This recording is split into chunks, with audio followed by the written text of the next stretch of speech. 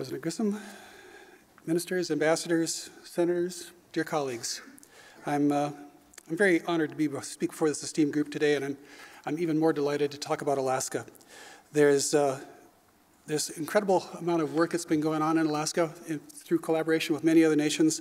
I'm delighted to tell you a bit about that and tell you a bit more about some of the research issues that we have on the horizon where we need to do more work. I have conducted research in Alaska and many other Arctic nations for the last 35 years. I was the director of the International Arctic Research Center, as Senator Murkowski said, and the purpose of that research center was to foster and establish and create and promote collaborations across our many nations to take on some of the issues, the challenges that no single nation can tackle alone. So Alaska is somewhat unique among the 50 states in our union in that we are very much, our northerly location, similar to everyone else here, sets up unique problems. But we have, as Gwen was saying, we are an islanded microgrid. We have 12% of the world's islanded microgrids. And we have communities that are separated by great distances and not on any road systems. Our economy is primarily powered by the export of raw materials and natural resources. And a substantial proportion of our population survives on subsistence resources in the urban and rural communities. These are all characteristics that we share with our Arctic neighbors. And in fact, so that makes us have more in common with Canada and Russia and Greenland than we do with Iowa, Illinois, and Indiana. So some of the areas where collaboration has been very successful in the past is one of the projects that our university worked on in the 50s was actually dealing with the issues related to communications that were hampered by the aurora. And that was a successful project, created new technologies, but that was through collaborations with Canadians. And later, many years later, we discovered that aurora set up voltages that caused corrosion in pipelines. And again, we've addressed that, again, through international collaborations. We've seen many improvements in cold climate housing, infrastructure, Arctic engineering, roads, docks, pipelines, again, through partnerships with Arctic engineers throughout the world.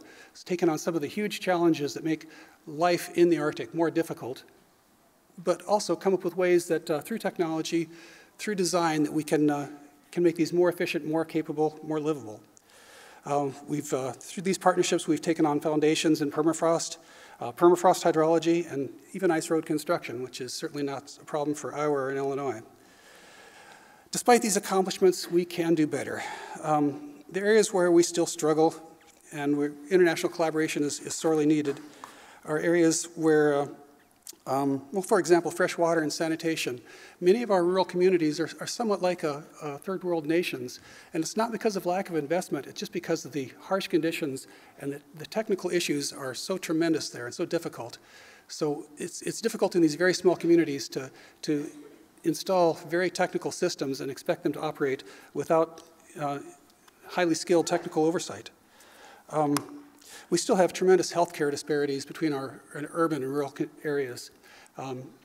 We've had a very large shift in recent decades from the traditional diets to the more Western diets, and that's introduced many problems that I suspect many other nations are facing too. We have huge issues with diabetes and many other mental health problems. We also have we share an epidemic with Canada on teen depression and suicide, which is terrible for our country.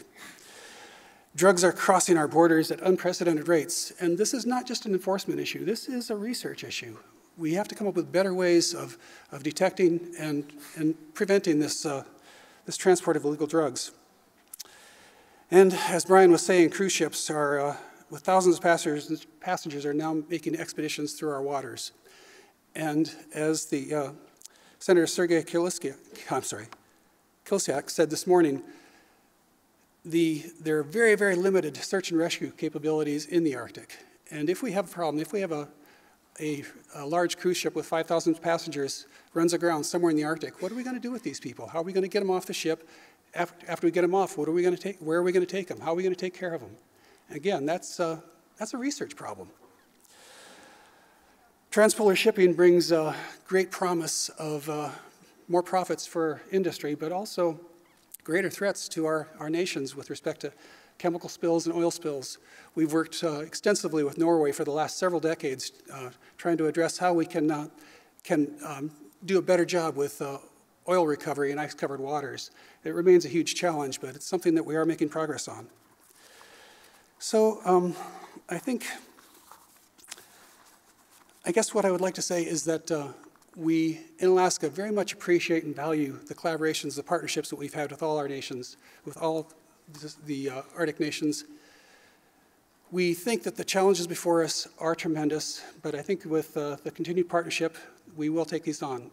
I'd like to acknowledge IASC, the Arctic Council, and the Arctic Circle Assembly for all the help that they've provided in promoting these collaborations over the years. Thank you very much.